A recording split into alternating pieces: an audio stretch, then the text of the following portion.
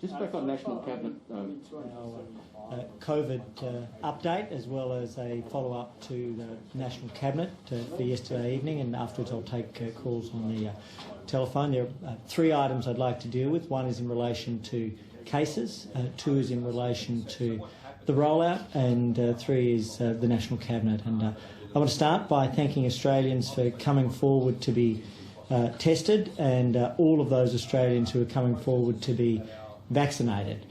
Both numbers today, extraordinarily, are 126,000. 126,000 Australians came forward to be tested yesterday, and 126,000 Australians came forward to be vaccinated yesterday. And it's a very, very strong response.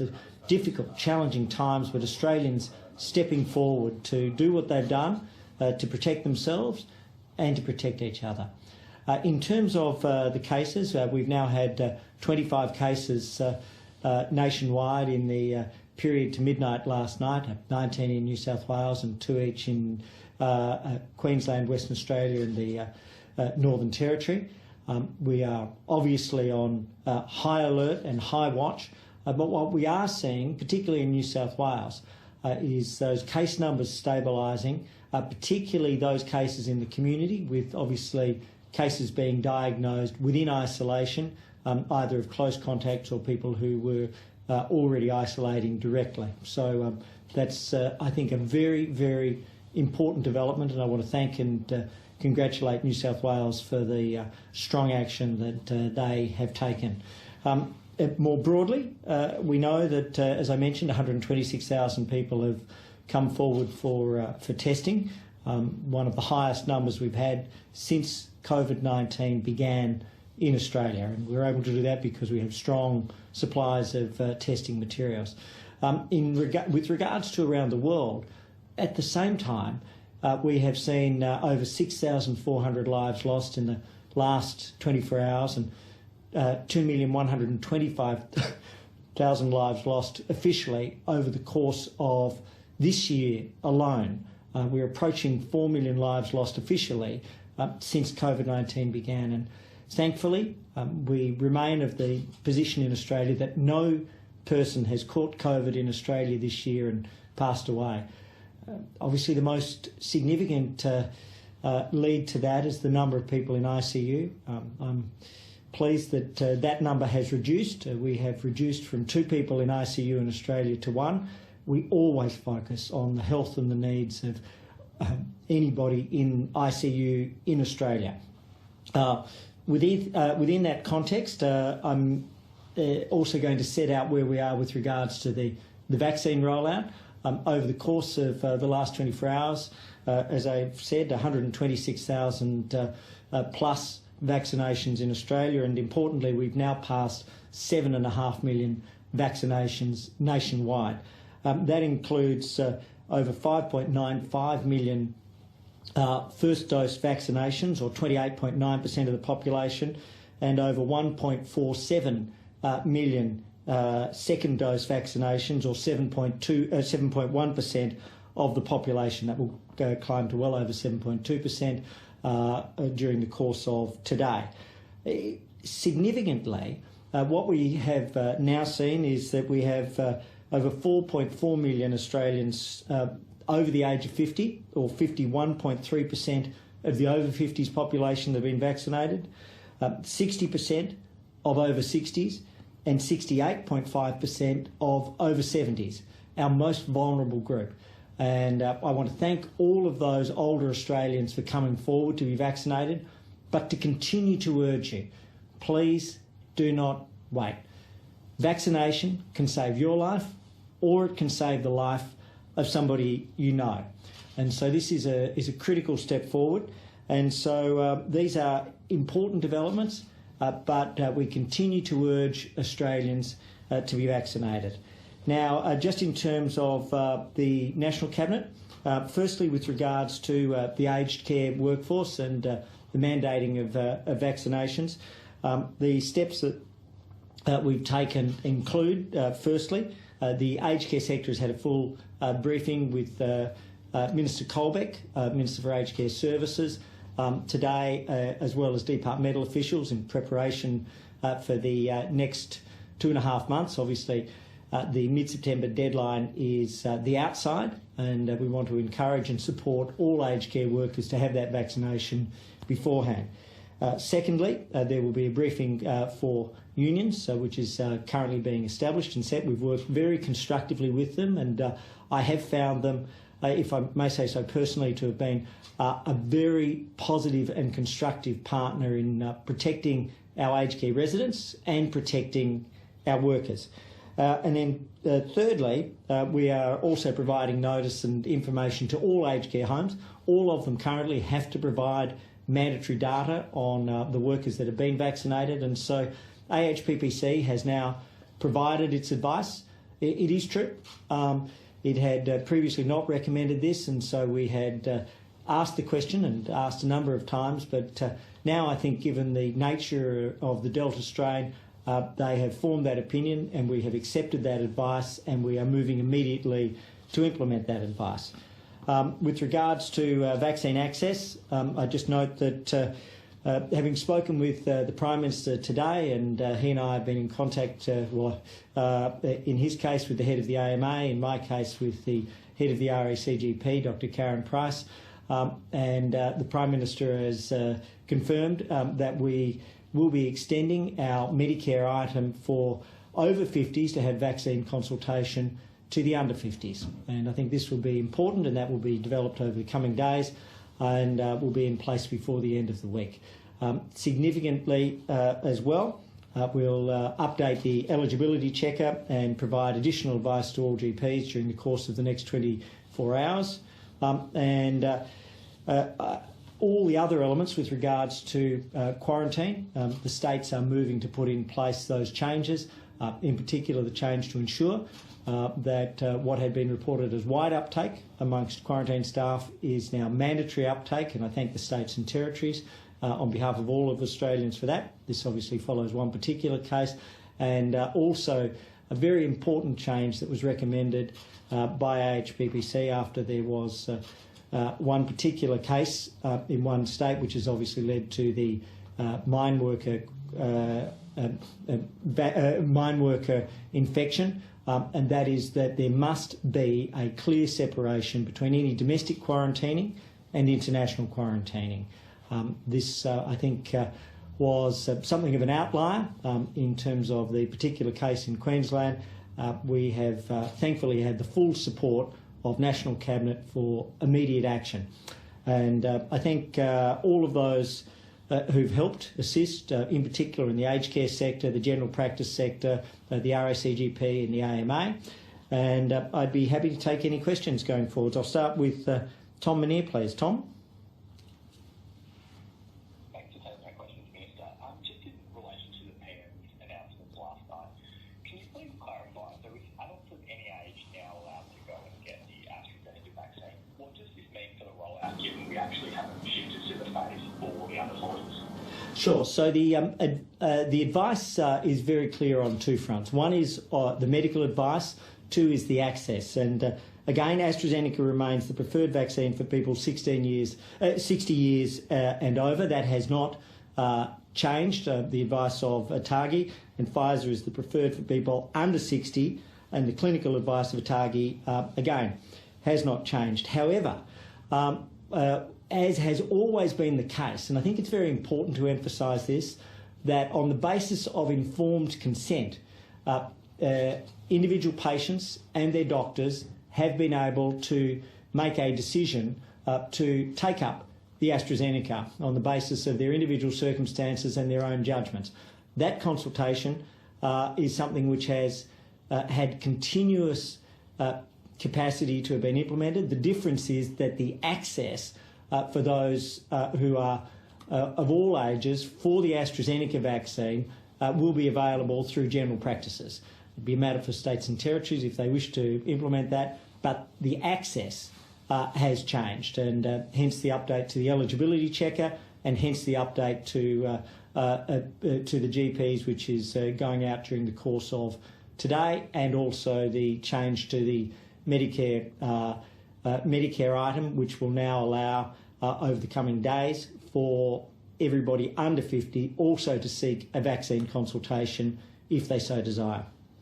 Josh.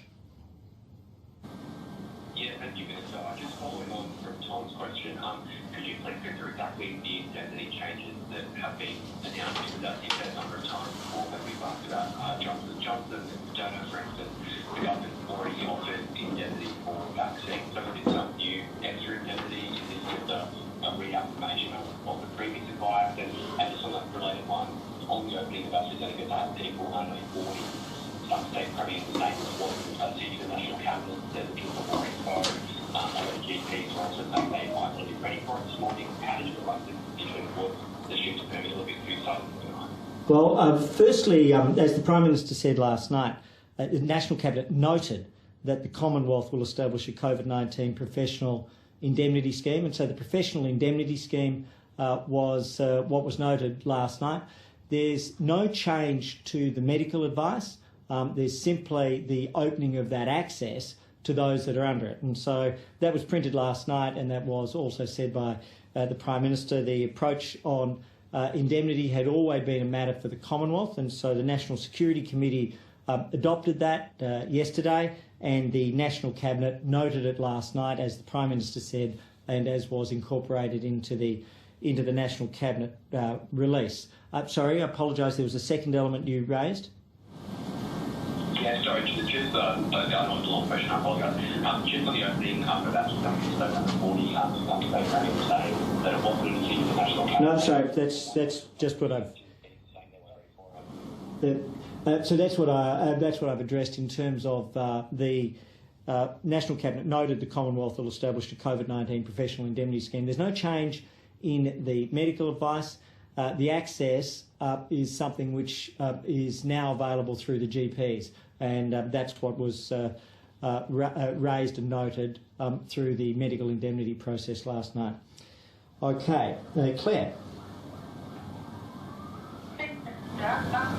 Just picking up on a story today about a young woman who's had issues trying to transfer her quarantine from Sydney to Melbourne on compassionate grounds to get care of see her dying father. It seems that these cases only get resolved when there's a lot of media focus on individual circumstances. The Prime Minister has said in a letter to this woman that he hopes that that there'll be a solution for everyone.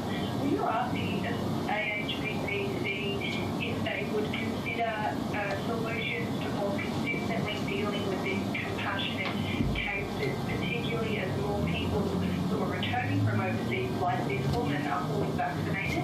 What more can be done so that it doesn't take being on the front page every time for someone to have their case resolved? So two things. Look, we are and we will ensure that the AHPPC considers the exemptions process.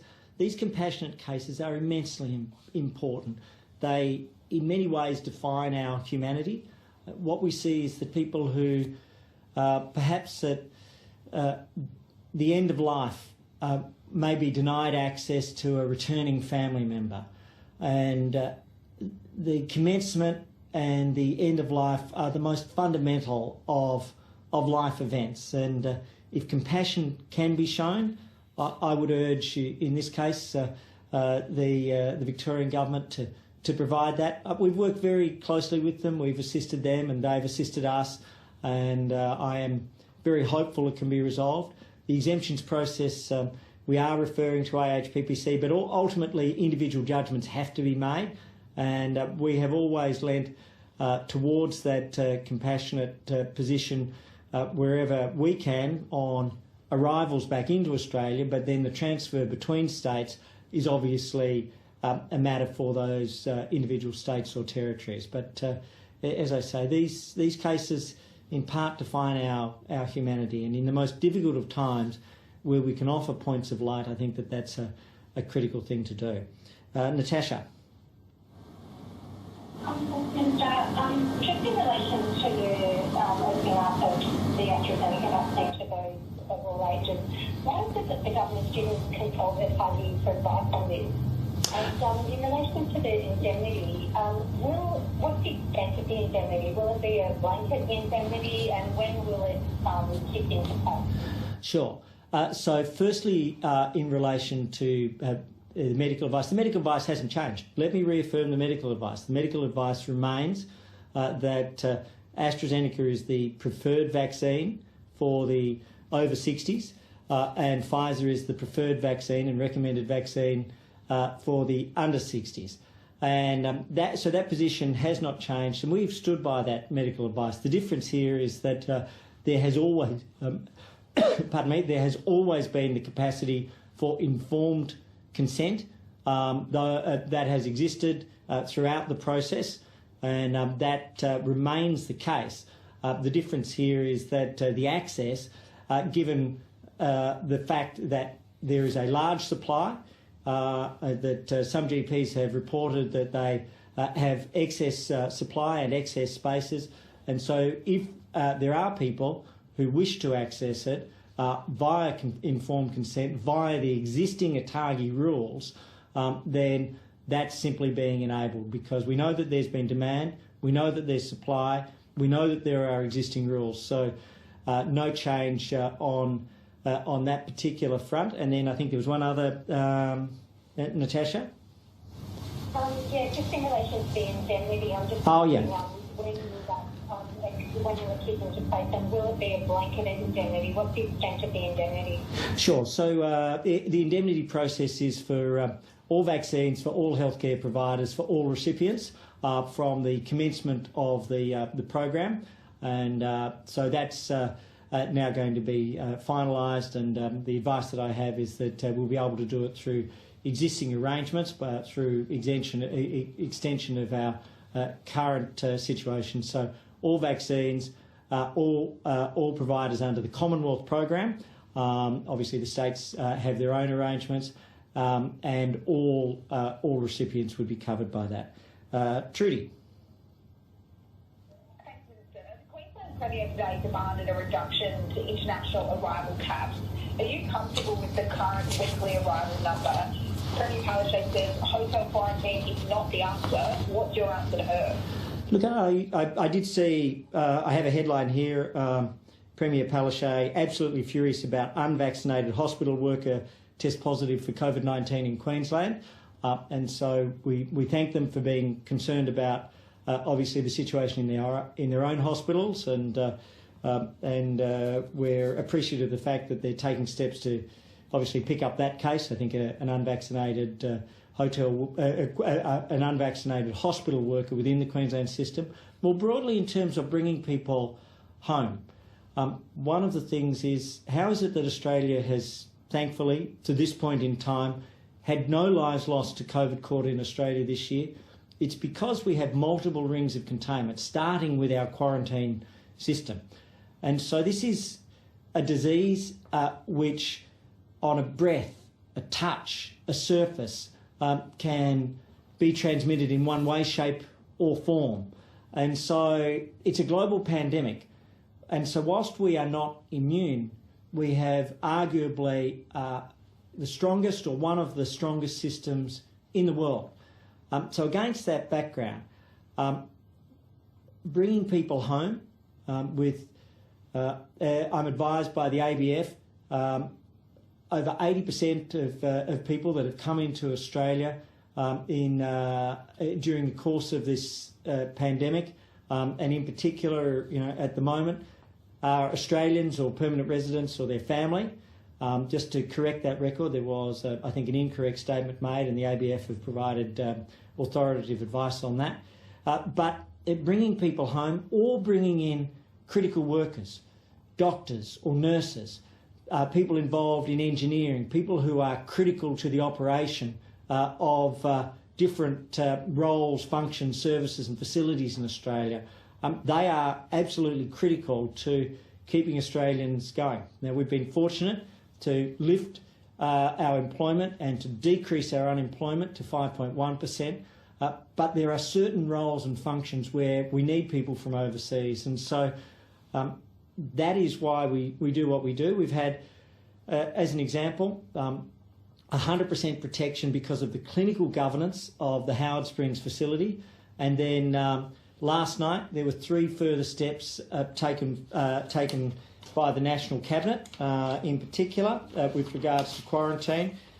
Firstly, there was the separation of the domestic and international that arises out of the breach in Queensland, which has led to the mine worker case, and so moving on that as part of continuous improvement.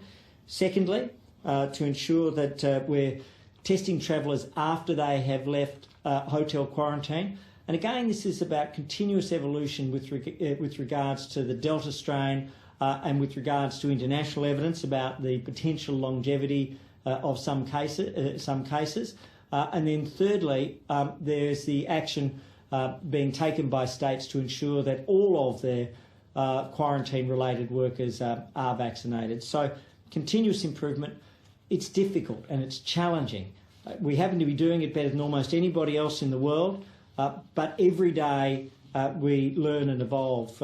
In a world with 2.125 million cases this year of lives lost and none in Australia, there's many things we're getting right, perhaps more than almost anybody in the world, but every day we have to improve. But we also have to bring people home, as so many want to do, and rightly so, and also make sure that we have the critical medical or engineering or other workers that are uniquely qualified for some circumstances. Tom McElroy. Thanks, Minister. I'm wondering how many younger people do you expect to come forward for an AstraZeneca vaccine as a result of the changed decision from National Cabinet? What modelling has been done? What assumptions are you working on? Sure. So I won't put a figure on that. This is responding to the fact that there have been requests under the informed consent process, under the existing ATAGI rules, under the existing processes. So that's not one where we'll put a figure on it.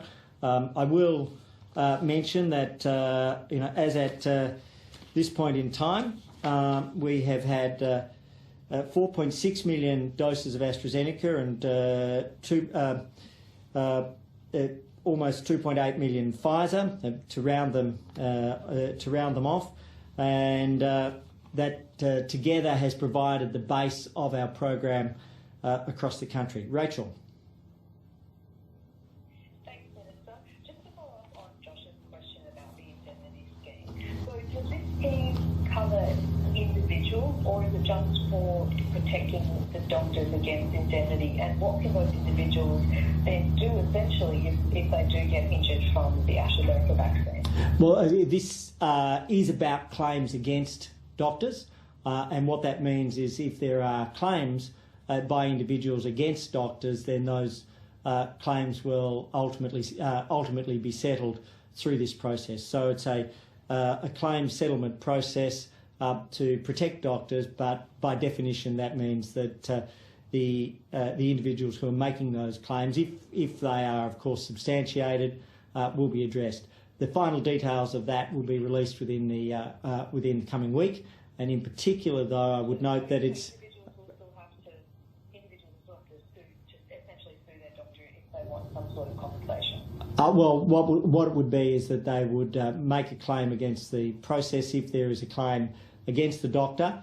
The details will be released within the course of the coming week after the completion of consultation with the RACGP, the AMA and other medical groups.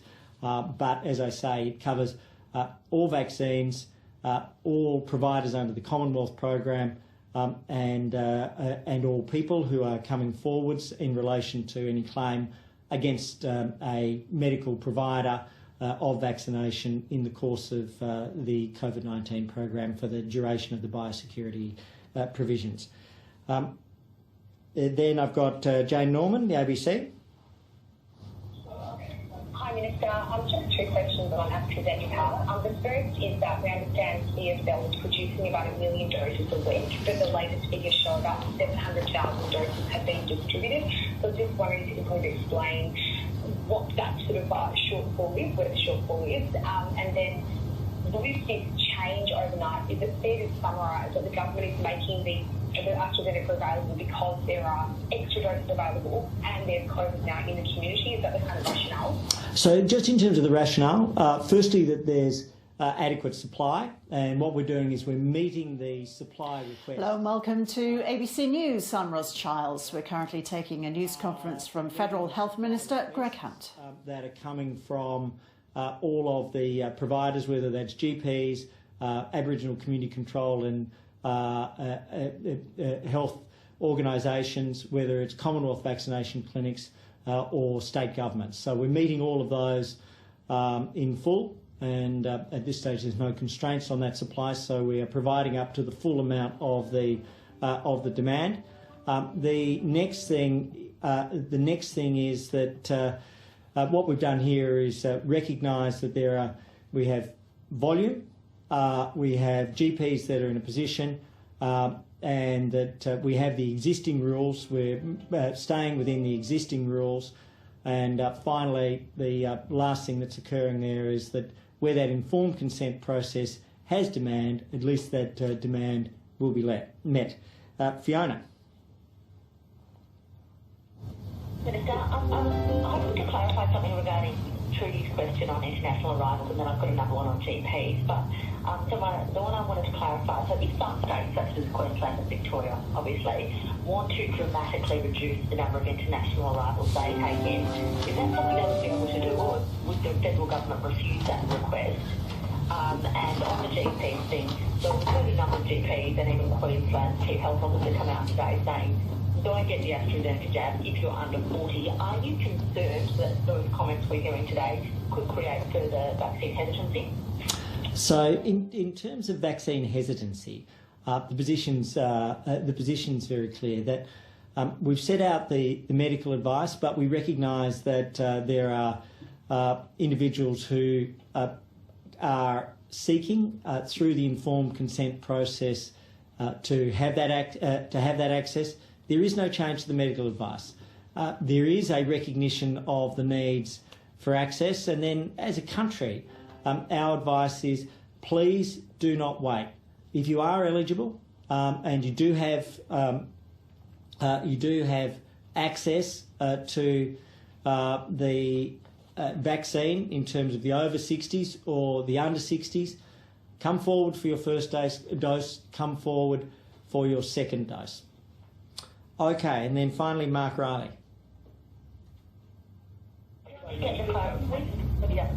Sorry, Minister, can I get clarification on the international arrivals question, please? Well, on international arrivals, we note that New South Wales, even though it is going through a difficult time, but we are seeing the flattening of the curve in New South Wales. We are seeing that flattening of the curve, and I think that that's something that the nation as a whole should recognise. And noting that 11 months ago, Australia was having 700 cases a day on its highest day. Now we're in a very different situation, and it's important to recognise that difference between a year ago and where we are now. We have stronger controls at the borders. We have stronger testing, stronger tracing. We have 7.5 million vaccinations that have been delivered. In terms of international arrivals, we would encourage every state and territory to help bring home as many Australians as possible, to bring families back together, to allow people to come home. We recognise and respect their decisions ultimately, but New South Wales has done the heavy lifting on behalf of the nation. They're continuing to do that, and we know that we can bring home Australians. We should bring home Australians, and the critical workers, whether it's in health or medical or engineering, are fundamental to helping save lives and protect lives around the country. Mark, last of all, and being very patient, so thank you.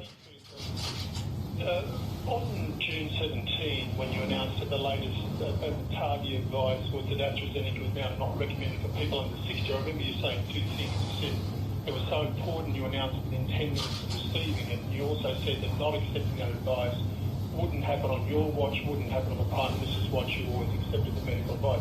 Correct. Why now, 2 weeks later, are you advising people to talk to their doctors about going against that advice? This is the real point, I think, as Jane Norman was trying to get to. But this decision has been forced by your inability to get an adequate supply of the recommended Pfizer vaccine to cover younger Australians, and you have an effective oversupply of AstraZeneca. No, with great respect, what we've done is ensure that we have very significant supplies of domestically made vaccine, sovereign vaccine manufacturing here in Australia. The medical advice has not changed. There is simply a recognition that the access for those who wish to make an informed consent decision can be broad and consistent with the supply. And then secondly, in terms of the Pfizer, we're doubling the number of doses that are arriving in Australia on a weekly basis over the course of July. On average, will increase from over 300,000 to 600,000. And then after that, there's another 32.6 million doses over the course of the rest of the year. So the timeframes for these arrivals were set out long ago. Pfizer has delivered absolutely in accordance with what we've previously set out. The difference is that we've been able to bring forward another 400,000 doses to take it to 2.8 million over the course of July. We're always working to bring forward more. In addition to what's coming forward with Pfizer, enough to ensure, with 40 million doses, the whole of the nation has access to that program. Another 10 million doses will come through the Moderna program, which will commence with 1 million in September and increase to 3 million during each of October, November and December. So these are the timeframes that were long ago established. The difference is we have been able to bring forward more earlier, but to the maximum amount available. And we have a doubling of Pfizer over the course of the next month. And then, as we know, we will grow again with a tripling of that over the course of the last 3 months of the year. So I want to finish by just saying to the Australian people, I want to thank you for coming forward. 126,000 came forward to be vaccinated yesterday. 126,000 came forward to be tested yesterday. And these are challenging times for the world. But Australians have helped keep each other safe, and they're challenging times in Australia. The difference is that lives have been saved here and lives have been lost in unimaginable numbers overseas. So we'll get through it. We've done it before. We'll work through it again. 11 months ago, we were seeing almost 30 times more cases on a daily basis than we are in Australia now. And so with the work of all Australians, we'll manage to keep Australians safe and to ensure that ultimately, our principal goal of saving lives and protecting lives is carried out to ensure that everyone's family is safe. Take care.